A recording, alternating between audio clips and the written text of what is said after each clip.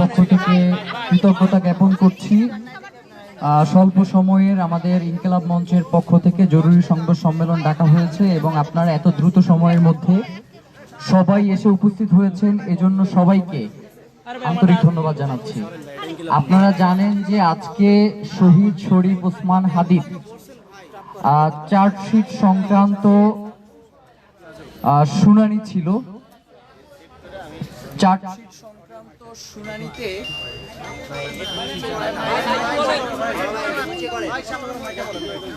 মাইকে বলেন ভাই।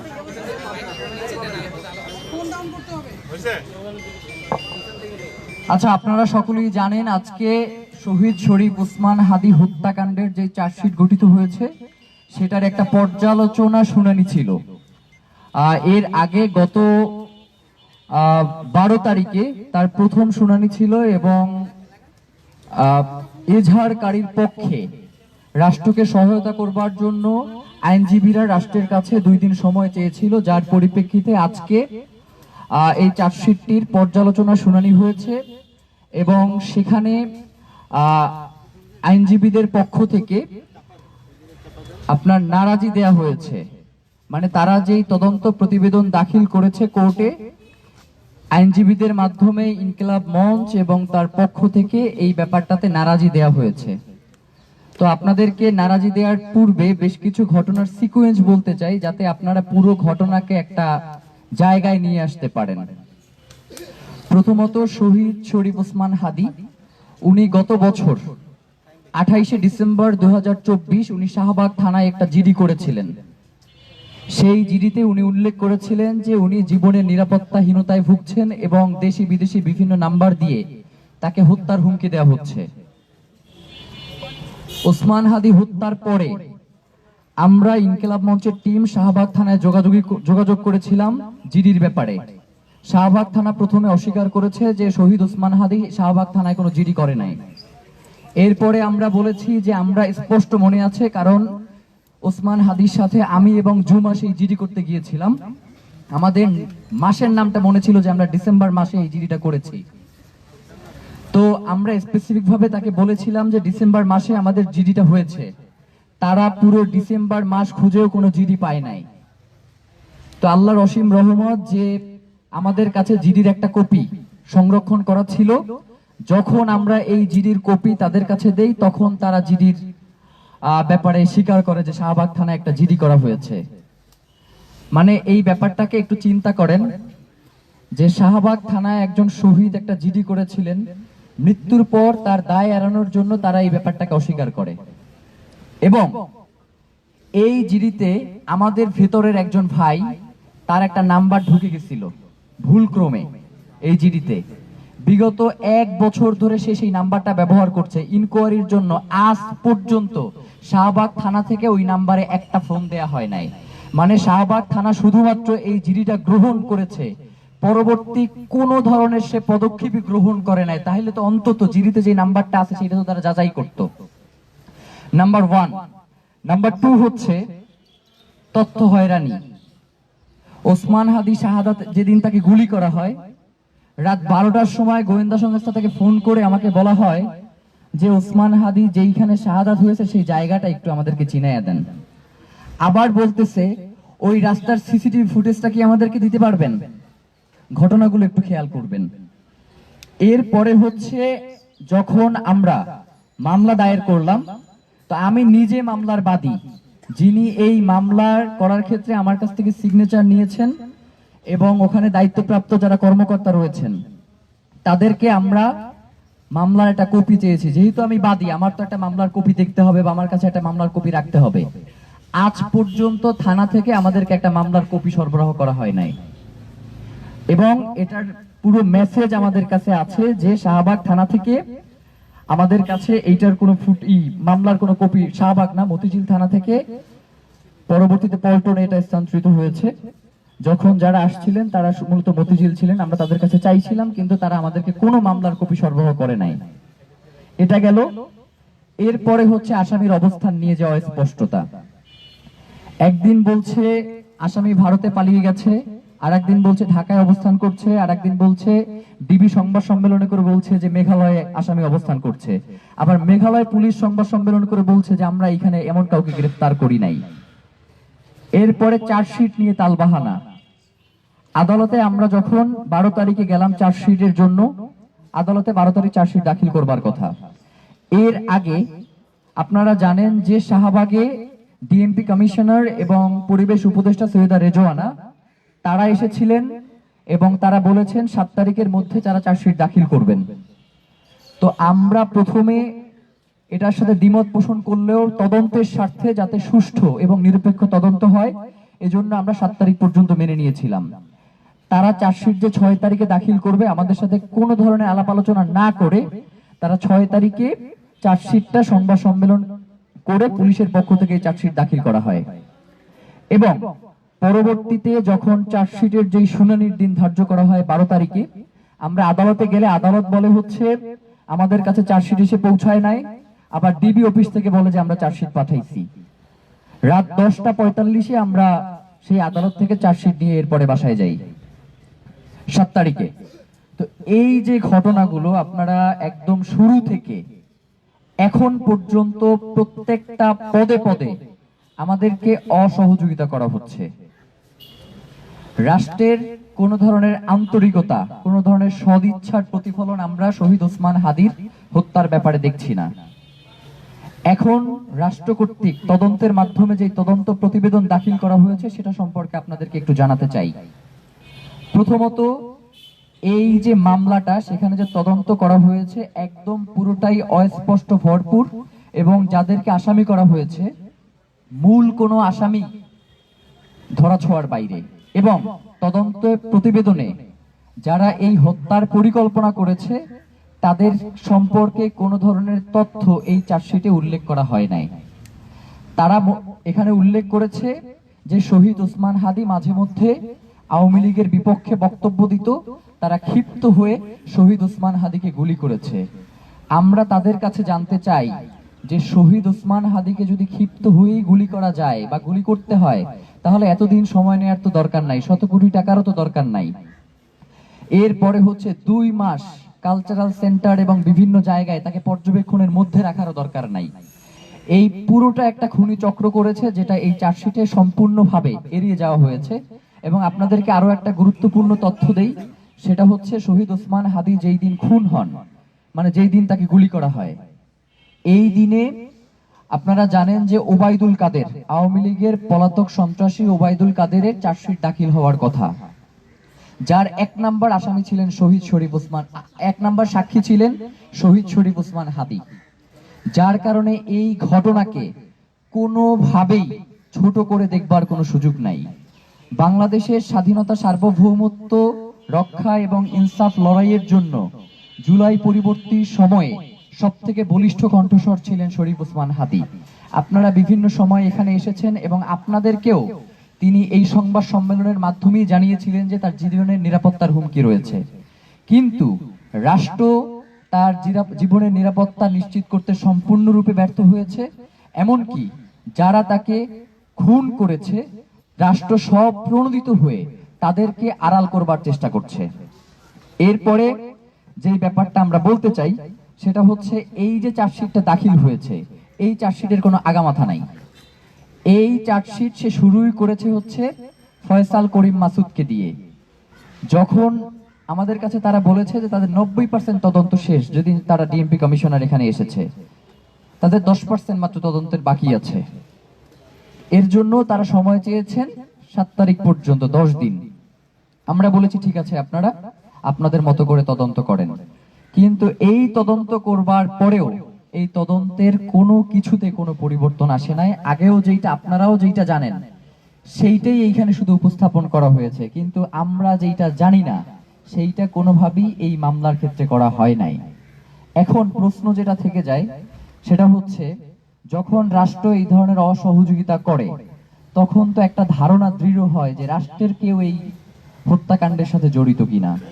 আমরা স্পষ্ট করে বলতে চাই যে শহীদ ওসমান হাদির হত্যাকাণ্ডের সাথে যদি স্বয়ং প্রধান উপদেষ্টা ডক্টর মোহাম্মদ ইউনূসেরও সম্পৃক্ততা থাকে এর সুষ্ঠু বিচার হতে হবে। এই হত্যাকাণ্ডের সাথে যদি সেনাবাহিনীর প্রধান ওয়াকারের সংশ্লিষ্টতা থাকে তার বিচার হতে হবে।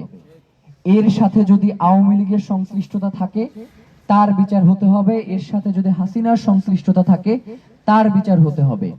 মানে বাংলাদেশে শহীদ ওসমান হাদির হত্যাকাণ্ডকে কোনো ধরনের ইস্যু দিয়ে নাই করে দেয়া যাবে না। এরপরে আরেকটা জিনিস যেটা সেটা আপনারা জানেন যে ডিবির পক্ষ থেকেই জানানো হয়েছে যে শহীদ ওসমান হাদিকে হত্যা করবার জন্য 12 তারিখেই ওইখানে 5টা টিম ছিল, যারা একজন মিস করলে আরেকজন এই শুটটা করত। তো এই চার্জশিটে বাকি 4টা গ্রুপের কথা কই, যেই 4টা গ্রুপ বসেছিল শুট করবার জন্য। 5 তারিখে তারা বলেছে যে সেন্টারেও তারা গুলির অ্যাটেম্প নিয়েছে, কিন্তু তারা সেটাতে সক্ষম হয় না। 21 জনের একটা টিম এই মিশনে গিয়েছিল। তাহলে সেই 21 জনের যে মিশনের যে টিমটা গিয়েছিল তারা কোথায়? তারা চার্জশিটের ভিতরে নাই কেন? এখন আমাদের যেটা আসলে কথা সেটা হচ্ছে শহীদ ওসমান হাদি আমাদের মতো কোনো সাধারণ, অবশ্যই একজন সাধারণ জনগণ, কিন্তু ব্যক্তি বিশেষে অনেক সময় তিনি রাষ্ট্রের অনেক গুরুত্বপূর্ণ জায়গায় চলে যান। যেমন বাংলাদেশের নাগরিক হিসেবে খালেদা জিয়াও সাধারণ নাগরিক, অন্যান্য যারাও রয়েছেন তারাও সাধারণ নাগরিক, কিন্তু ব্যক্তি অনেক সময় গুরুত্বপূর্ণ স্থানে চলে যান। শহীদ ওসমান হাদি ছিলেন এমনই এক কণ্ঠস্বর, 5 তারিখের পরে পুরো জুলাইকে যদি একজন ব্যক্তি নিজের জীবন দিয়ে বাঁচিয়ে রাখেন সেটা হচ্ছে শহীদ ওসমান হাদি। এই অন্তর্বর্তীকালীন সরকারকে, এত দুর্বল একটা সরকার, তাকে যদি কেউ শক্তি এবং সামর্থ্যে বলিয়ান রাখবার চেষ্টা করে যান তাহলে সেটা শহীদ ওসমান হাদি করে গেছেন। এখন আপনাদের কাছে আমাদের যেটা প্রশ্ন সেটা হচ্ছে আপনারা কি শহীদ ওসমান হাদির হত্যাকারীদের বিচার করবেন কি করবেন না, এটা আমাদের কাছে স্পষ্ট করেন। যদি আপনারা বলেন যে না আমরা শহীদ ওসমান হাদির হত্যার বিচার করব না, আমরা এক ধরনের পদক্ষেপ নেব। আবার যদি আপনারা বলেন যে না আমরা শহীদ ওসমান হাদির হত্যার বিচার করতে চাই, তাহলে আপনাদেরকে সেই ব্যাপারে যথেষ্ট আগ্রহ দেখাইতে হবে। শুধুমাত্র আপনারা নামকে ওয়াস্তে এই ধরনের তদন্ত প্রতিবেদন দাখিল করে শহীদ ওসমান হাদির হত্যাকাণ্ডকে ছোট করবার কোনো সুযোগ নাই। আমরা ইনকিলাব মঞ্চ, আপনারা জানেন যে দীর্ঘদিন ধরে রাস্তায় বিভিন্ন প্রোগ্রামের মাধ্যমে শহীদ ওসমান হাদির হত্যাকাণ্ডের জন্য বিচার দাবি করে আসছি, কিন্তু আমরা যখন রাজপথে যাই তখন একটা পক্ষ থেকে বলা হয় যে আমরা নাকি নির্বাচন বানচাল করবার জন্য রাস্তায় নেমেছি। আবার যখন আমরা নির্বাচনের কথা চিন্তা করে আমাদের শান্তিপূর্ণ কর্মসূচি চালাই তখন আবার বলা হয় যে এরা কোনো এজেন্সির কর্মসূচি বাস্তবায়ন করছে কিনা। তা আমরা আপনাদেরকে স্পষ্ট করে বলে যাই যে শহীদ ওসমান হাদির হত্যাকাণ্ডের যদি বাংলাদেশে বিচার না হয় তাহলে আগামীর দিনে বাংলাদেশে অনেক কিছুই হবে না। আগামীর দিনে বাংলাদেশে কখনোই সূর্য সন্তান তৈরি হবে না যারা বাংলাদেশের স্বাধীনতা সার্বভৌমত্বের পক্ষে দাঁড়াবে, যারা ইনসাফের লড়াইয়ের জন্য রাজপথে নিজের জীবন দিয়ে দিবে। আমাদের বলতে অনেক কষ্ট হয়, রাজনৈতিক দলগুলোর সাথে আমরা যোগাযোগ করবার চেষ্টা করেছি। আপনাদেরকে শাহবাগে বলেছি না যে আমরা রাজনৈতিক দলগুলোর সাথে যোগাযোগ করব। রাজনৈতিক দলগুলোর কাছে গেলে মাথায় হাত দিয়ে দোয়া কইরা দেয়, মানে এই দোয়াটাই একমাত্র তাদের অবলম্বন। এর বাইরে তাদের মনে হয় যেন তারা খুব অসহায়, তাদের করবার কিছু নাই। এবং আমরা এমনও বড় বড় রাজনৈতিক দল আছে যাদের সাথে দেখা করবার চেষ্টা করেছি, তারা আমাদের সাথে দেখাটা পর্যন্ত করে নাই শহীদ ওসমান হাদির হত্যার বিচারের দাবিতে। আবার উল্টোক্ষণে আবার তারা দেখে যে শহীদ ওসমান হাদিকে নিয়ে তাদের আবেগঘন পোস্ট এবং বিভিন্ন ধরনের কর্মসূচি, ভিডিওগ্রাফি, অনেক কিছু তারা করে বেড়াচ্ছেন। তো এই যে দ্বিচারিতা, এইটাকে আমরা ঘৃণা ভরে প্রত্যাখ্যান করলাম। এবং শহীদ ওসমান হাদির পরিবার এবং ইনকিলাব মঞ্চ তারা শহীদ ওসমান হাদির হত্যার বিচার নিশ্চিত না হওয়া পর্যন্ত তারা এই রাজপথ ছেড়ে যাবে না, এটা আপনাদের মাধ্যমে আমরা পুরো বাংলাদেশকে নিশ্চিত করলাম। এখন কথা হচ্ছে আরেকটা জিনিস, মামলার যেটা স্পষ্ট করা জরুরি, কারণ মামলার বিষয়গুলো স্পষ্ট না হলে বিভ্রান্তি তৈরি হয়।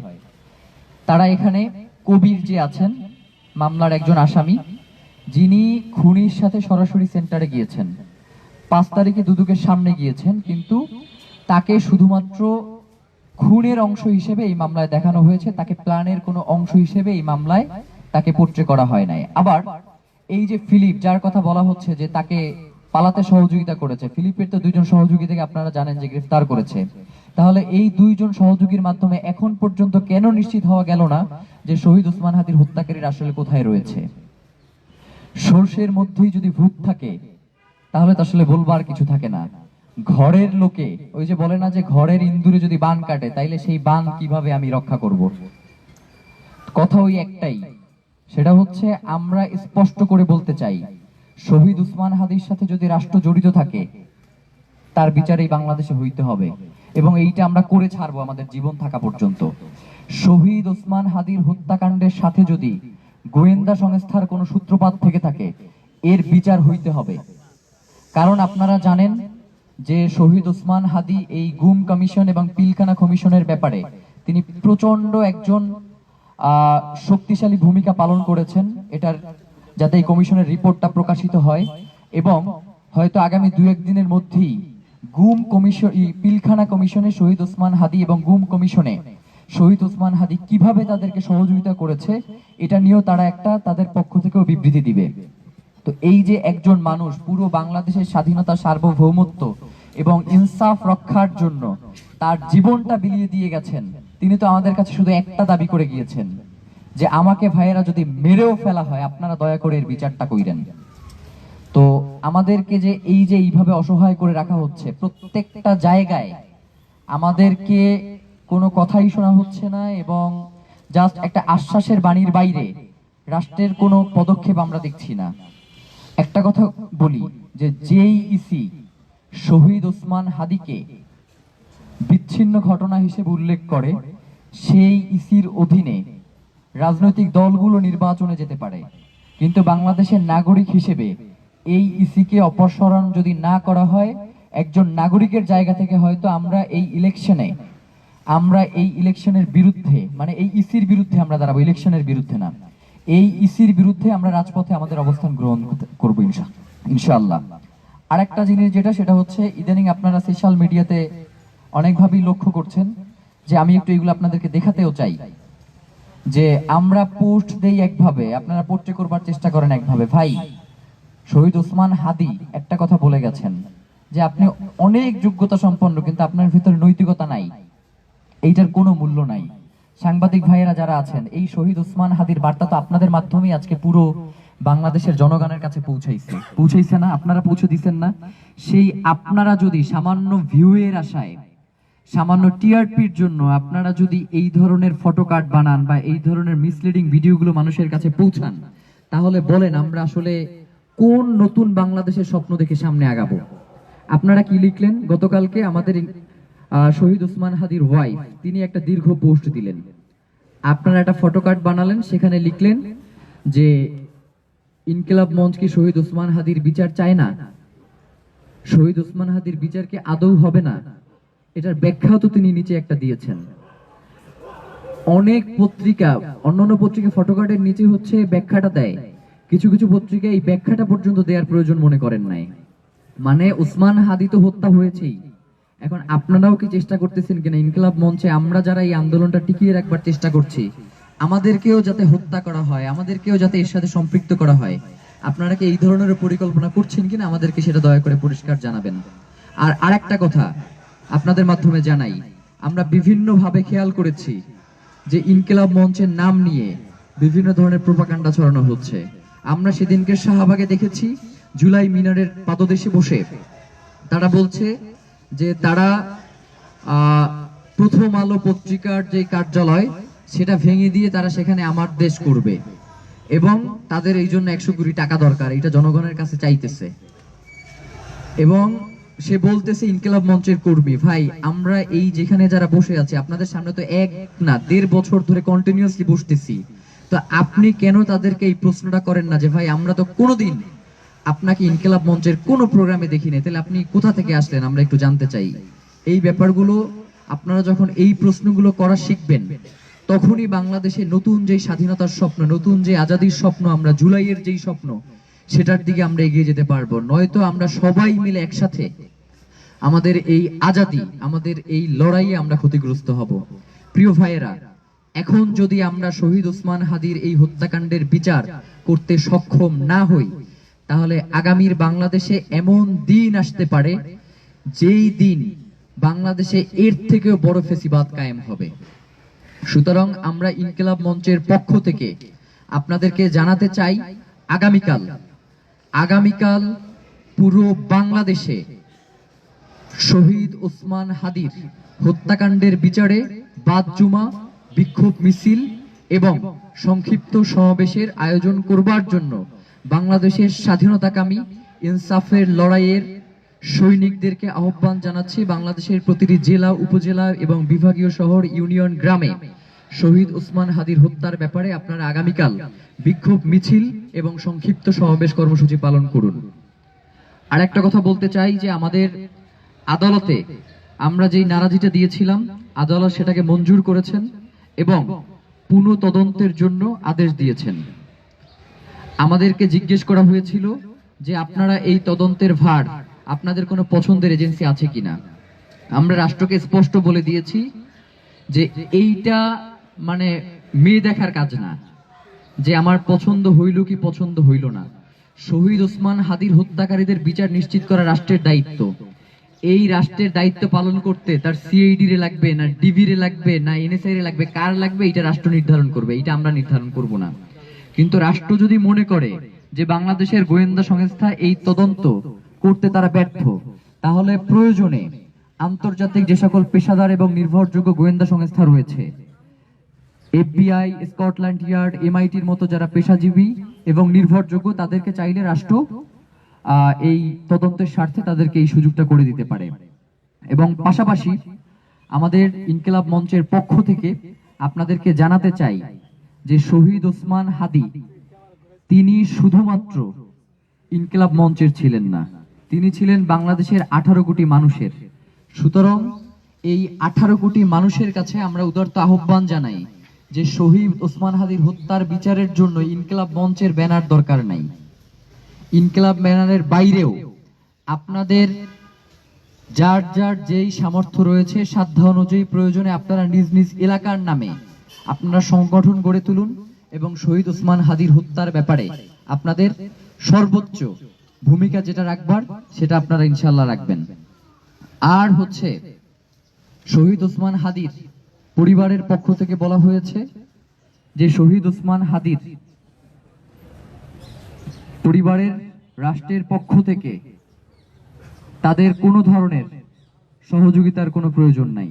কিন্তু একজন নাগরিক হিসেবে আমরা মনে করি ইনকিলাব মঞ্চ, যেহেতু আমরা তার রক্তের সাথে সম্পর্কিত না, আমরা তার এই আন্দোলনের সাথে সম্পর্কিত, সেই জায়গা থেকেই আমরা মনে করি যে যেই রাষ্ট্র শহীদ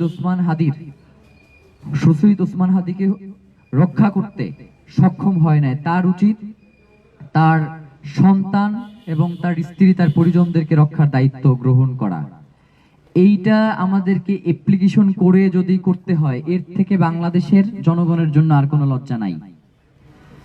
মানে আমাদেরকে বলা হয় যে শহীদ ওসমান হাদির এই যে তার পরিবারের দেখভালের জন্য আপনার রাষ্ট্রের কাছে আবেদন করেন। শহীদ ওসমান হাদি তার নিরাপত্তার জন্য আবেদন করছিলেন, আপনারা সেই ক্ষেত্রে কি ভূমিকা পালন করছেন? আপনারা তো কয়দিন পরে এই আবেদন মিডিয়ার কাছে দিবেন এবং মিডিয়া বলবে যে শহীদ ওসমান হাদির পরিবার আমাদের কাছে এইটা প্রার্থনা করছে। মানে শুধু শহীদ ওসমান হাদির হত্যা কইরাই আপনাদের আশা মেটে নাই। আপনারা শহীদ ওসমান হাদির পরিবার এবং ইনকিলাব মঞ্চকে কিভাবে নিচে নামাবেন এই চিন্তায় আপনারা যেন সব সময় মগ্ন থাকেন। প্রিয় ভাইয়েরা, আগামীকাল আমাদের স্পষ্ট কথা, কোন ধরনের সুশীলতা, কোন ধরনের হাঙ্কি পাঙ্কি এইগুলা দিয়ে শহীদ ওসমান হাদির হত্যাকাণ্ডকে নাই করে দেওয়া যাবে না। আপনারা ভাবেন যে আজকে কততম দিন? আজকে 35তম দিন। এই 35তম দিনেও আপনারা একটু এই তার কবরের সামনে যান, দেখবেন যে শত শত মানুষ দাঁড়িয়ে আছে, কান্না করছে। নিজ উদ্যোগে মানুষ বিভিন্ন জায়গায় আন্দোলন সংগ্রাম করছে। বাংলাদেশের ইতিহাসে এমন ঘটনা আর কোনোদিন ঘটে নাই। রাজনৈতিক দলগুলোকে বলি, নির্বাচন তো করবেন, ক্ষমতায় তো যাবেন, জনগণরে নিয়ে যান, জনগণরে ছাইরা যাইয়েন না। যদি ভারত হইয়া ক্ষমতায় যান, তাইলে ভারতের কাছেই আবার ফিরে যাইতে হবে, বাংলাদেশের জনগণের কাছে আর কোনোদিন ফিরতে পারবেন না। কথাগুলো খুব স্বাভাবিকভাবে নিয়েন না, জনগণের ক্ষোভ বুঝবার চেষ্টা করেন। একজন জনগণের ক্ষোভ বুঝে নাই, দিল্লিতে গিয়ে বসে আছে, দিল্লিও নিবে না। দিল্লির এত জায়গা নাই যে এইখানে বসে আকাম কুকাম যারা করবেন সবাই নিয়ে ওই দেশে বসে খাওয়াই পরে পালবে। দিল্লির সব থেকে পরীক্ষিত বন্ধু হচ্ছে হাসিনা, এর বাইরে এর আর কেউ দরকার নাই। তো যার কারণে নতুন করে বন্ধু হইতে যাইয়েন না। শহীদ ওসমান হাদির হত্যাকাণ্ডের বিচারের জন্য আপনাদের প্রত্যেকের জায়গা থেকে যা যা ভূমিকা পালন করা দরকার সেইটা করেন। রাজনৈতিক দলগুলা আমাদের কাছে প্রত্যাশা করে যে আমরা তাদের কাছে চিঠি নিয়ে যাব, তাদের কাছে বার্তা নিয়ে যাব, এরপরে তারা তার বিচারের দাবিতে সচেষ্ট হবে। তাহলে তো বাংলাদেশের নাগরিক হিসেবেও যে কোনো হত্যাকাণ্ডের ব্যাপারে যতক্ষণ পর্যন্ত ওই পরিবারের পক্ষ থেকে চিঠি না আসবে অতদিন পর্যন্ত দায় বর্তায় না। তো আমরা ইনকিলাব মঞ্চের পক্ষ থেকে আগামীকাল বাদ জুমা আমরা বিক্ষোভ মিছিল এবং সংক্ষিপ্ত সমাবেশ এই কর্মসূচি ঘোষণা করছি। পুরো বাংলাদেশে আপামর জনসাধারণকে আহ্বান করছি, আপনারা এই কর্মসূচি সফল করুন এবং শহীদ ওসমান হাদির হত্যাকারীদের দ্রুত বিচার এবং গ্রেফতার এটা নিশ্চিত করুন। সাগর রুনির মতো যাতে শহীদ ওসমান হাদির হত্যাকাণ্ড ডেটের পর ডেট এমন না হয়। যদি এমনটাই হয় তাহলে আপনাদেরকেও জানিয়ে রাখি, আপাতত বিক্ষোভ মিছিল, এর পরের দিন হয়তো অবরোধ, এর পরের দিন যমুনা ঘেরাও, এর পরের দিন পররাষ্ট্র মন্ত্রণালয় ঘেরাও, এর পরের দিন হয়তো আমরা সংসদ ভবন ঘেরাও করব। শহীদ ওসমান হত্যা আমরা অনেক নরমাল বলতেছি, কারণ সকাল থেকে এখন পর্যন্ত আমরা শুধু এই হত্যাকাণ্ডের বিচারের জন্য মানুষের দ্বারে দ্বারে যাচ্ছি। আমাদেরকে অসহায় মনে করবেন না, আমাদেরকে কোনোভাবেই অসহায় মনে করবেন না। বাংলাদেশের জনগণ আমাদের সাথে আছে।